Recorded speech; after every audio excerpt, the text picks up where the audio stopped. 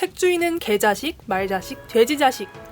조선시대의 도서 대여점이었던 채책점의 책에 한 손님이 쓴 낙서입니다. 오늘은 알아볼수록 재미있는 조선의 소설 열풍과 댓글 문화에 대해 이야기해드릴게요. 조선시대에는 비쌌던 종이의 가격 탓에 여유있는 양반 가문이 아니고서야 책을 직접 구입해 읽기란 쉽지 않았습니다. 중종 때는 지방 유생들이 책이 너무 비싸서 공부하는데 애로사항이 있다고 하소연할 정도였습니다.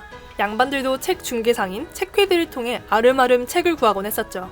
그러던 중 18세기 책회들은 유명한 소설책들을 그대로 베껴 필사본을 만들고 이것을 사람들에게 돈을 받고 대여해주는 새 책업을 시작했습니다. 영화 스트리밍 서비스인 넷플릭스, 전자책 스트리밍 서비스인 밀리의 서재 등의 시초였다고 볼 수 있죠. 책 대여소인 새책점은 주로 삼국지 같은 중국 소설의 한글 번역본은 물론이고 홍길동전과 춘향전 같은 국내의 한글 소설들을 취급했습니다.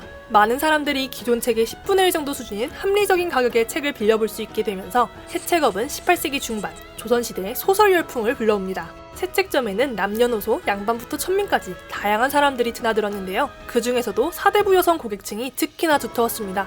소설 속의 영웅기와 사랑 이야기들은 한평생 가사노동과 유교적 억압 아래 갇혀 지내던 조선시대 여성들에게 잠시나마 일상을 잊게 해주는 활력소가 되어주었죠.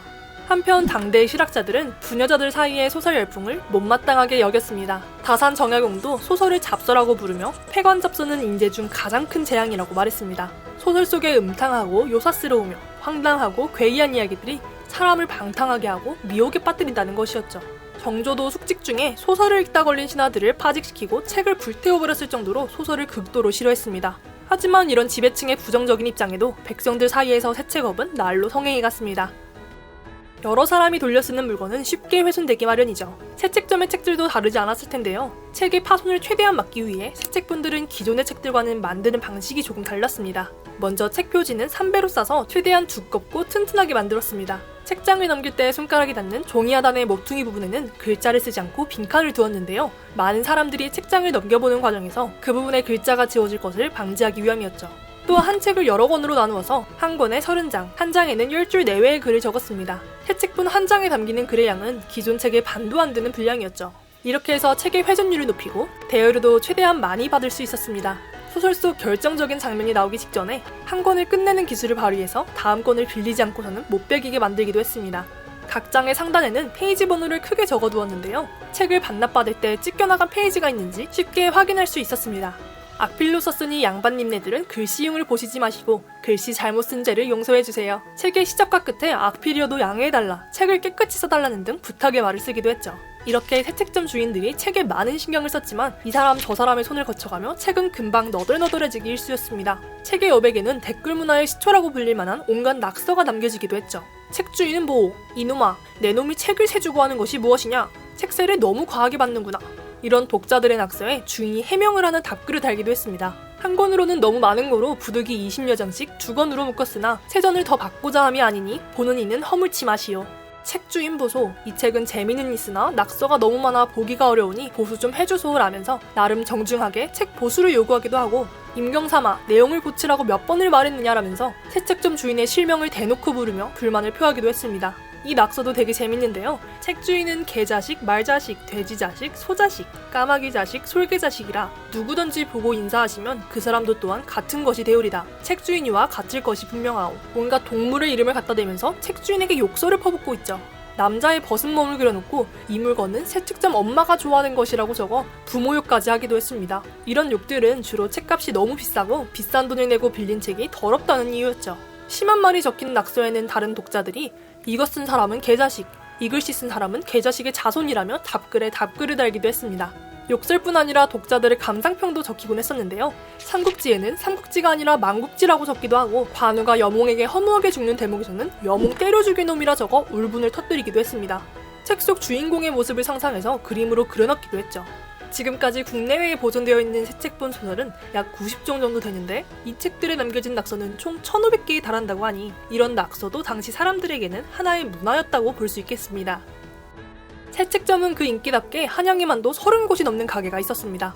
가게 주인들이 심혈을 기울여 고르고 필사한 작품들은 사대부 여성들 사이에서 곧장 트렌드가 되곤 했죠. 새책점마다 100여 종이 넘는 책과 수천 권에 달하는 새책본이 있었고 주인의 안목이 좋아 재밌는 책이 많기로 유명한 새책점도 따로 있었다고 합니다. 당시 베스트셀러로는 구운몽, 춘향전, 신청전 등이 있었습니다. 조선시대의 소설 열풍은 20세기 초반까지도 이어졌는데요. 일제강점기에 활동한 선교사 해밀턴은 조선 여성이 소설을 탐독했으며 그 내용을 모르면 무리해서 따돌림을 당했다고 기록하기도 했습니다. 이후 서양의 인쇄기술이 들어와 책을 저렴한 값에 대량으로 찍어내는 것이 가능해지게 되면서 채책점은 자연스레 역사 속으로 사라지게 되었죠. 조선시대 사람들이 소설을 읽는 또 다른 방법은 책 읽어주는 사람 정기수의 낭독을 듣는 것이었습니다. 정기수는 사람들이 많이 모이는 다리 밑이나 시장을 돌아다니면서 돈을 받고 재미있는 이야기책을 읽어주는 직업이었습니다. 지금의 유튜버와 비슷한 직업이었달까요? 다양한 목소리와 억양, 표정과 몸짓을 곁들여 청중들이 소설 속 이야기에 빠져들게 하는 낭독 전문가였습니다. 정기수가 돈을 버는 기술은 요전법이라고 불렸는데요. 한창 소설을 맛깔나게 읽어주다가 중요한 장면에 닿아서는 벼랑간 입을 꾹 다물었습니다. 심청과 신봉사가 다시 만날 때, 이몽룡이 춘향의 옷고름을 풀 때 딱 이야기를 멈추는 것이죠. 다음 장면을 알고 싶어 안달이 난 사람들은 정기수 앞으로 엽전을 꺼내 던졌습니다. 정기수는 만족스러운 정도의 돈이 쌓이면 그제서야 다음 이야기를 이어갔죠. 유명한 정기수들은 따로 돈을 받고 부잣집에 불려가 소설을 읽어주기도 했습니다. 영조 때 한 정기수는 남자지만 예쁘장한 얼굴로 유명했는데요. 한 번 들으면 잊을 수 없을 만큼 책 읽는 솜씨도 끝내줬다고 합니다. 안방마님들은 이 정기수에게 여장을 시키고 의원이나 장수로 속여 안채로 몰래 들여와 낭독을 시키곤 했습니다. 얼굴도 곱상하고 말까지 잘하는 정기수의 매력에 홀랑 빠진 마님들은 부적절한 관계까지 맺다가 포도대장에게 들켜 정기수가 죽임을 당한 일도 있었습니다. 여기서 잠깐 영조 이야기를 하자면 영조는 소설 중독자라 불릴 만큼 조선시대 역대 왕들 가운데 소설을 제일 좋아하는 왕이었습니다. 이쯤이 딱 조선시대가 소설 열풍의 전성기를 맞고 있었을 때였거든요. 영조는 중국에 다녀오는 신하들에게 중국 소설책을 구해오라고 명하기도 하고 중국 소설을 한글로 번역해 올리라고 지시하기도 했습니다. 쉽게 잠에 들지 못하던 영조를 위해 영의정 김상로같이 벼슬이 높은 신하들도 소설책을 들고 찾아와 영조가 잠에 들 때까지 정기수처럼 책을 읽어주곤 했습니다. 사도세자는 독서를 게을리한다는 이유로 영조에게 자주 혼이 났었는데요. 신하 조재민이 세자가 책을 읽게 할 아이디어를 냈습니다. 사도세자에게 역사와 소설을 한글로 번역해 읽어주면 세자께서 책 읽는 것에 슬슬 흥미가 생길 것이라고 말이죠. 하지만 영조는 그렇게 한다면 소설 듣기에 빠져 독서와는 더욱 멀어질 것이라며 허락하지 않았습니다. 정작 자기는 잠에 들기 직전까지 소설을 듣는 소설 중독자였으면서 말이죠. 아들을 걱정하는 부모의 마음이자 내로남불이라고 할 수 있겠네요. 다시 정기수의 이야기로 돌아가서 정기수의 뛰어난 낭독 솜씨에 얽힌 비화를 하나 더 이야기해드릴게요. 정조 때의 한 정기수는 종로의 담배가게 앞에서 소설 임경업전을 낭독하고 있었습니다.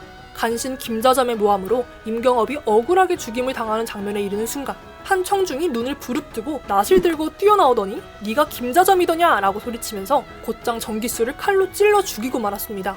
정기수가 소설을 너무 실감나게 읽은 나머지 정기수를 소설 속의 간신 김자점으로 착각해버린 것이었죠. 이 사건은 정조의 귀까지 들어갔는데요. 정조는 이 이야기를 하면서 이런 허무맹랑한 죽음도 있으니 참으로 가스로운 일이다 라며 안타까움을 표했습니다. 대체 얼마나 책 읽는 솜씨들이 좋았길래 이런 일들이 일어났었던 걸까요? 채책점의 등장과 정기수의 활약은 18세기, 19세기 한글 소설의 대중화를 이끌어 한글 문학 발전에 큰 영향을 끼쳤다는 점에서 의의가 있습니다. 글을 읽지 못하는 사람이나 마땅한 취미거리가 없던 조선시대 여성들의 삶에도 활력을 불어넣어 주었죠. 조선의 이런 일이 영상도 우리 구독자분들에게 매주 소소한 즐거움을 주는 영상이기를 바랍니다. 조선의 이런 일이 다음에 또 만나요.